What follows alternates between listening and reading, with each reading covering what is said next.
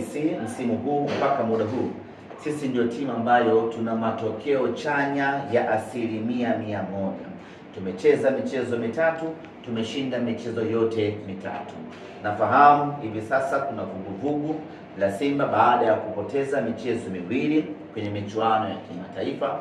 Wapo ambao wamejikatia tamaa, wapo ambao wamevunjika moyo, wapo ambao wamesawajika kweli kweli.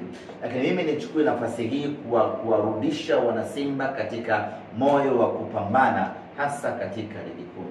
Katika ligi kuu hatujapoteza hata mchezo mmoja na tumekuwa na mwenendo mzuri usiomithilika. Tumecheza michezo mitatu, tumeshinda yote mitatu, tumeshinda mabao, tumefunga mabao 7, tumefunga mabao 8, tumeruhusu bao 1 pekee.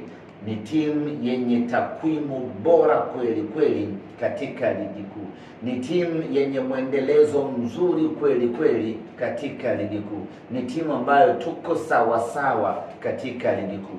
Kwenye michuano ya kimataifa ni kweli tumepepesuka, lakini kwenye ligi ya ndani, kwenye ligi kuu ya NBC tumekuwa na mwendelezo mzuri sana. Sasa basi, matokeo ya kwenye michuano ya kimataifa haitakiwi kwa namna yeyote ile kuathiri mwenendo wetu katika ligi kuu. Haya ni mashindano mawili tofauti. Haimaanishi ukiyumba huku uruhusu kuyumba na huku.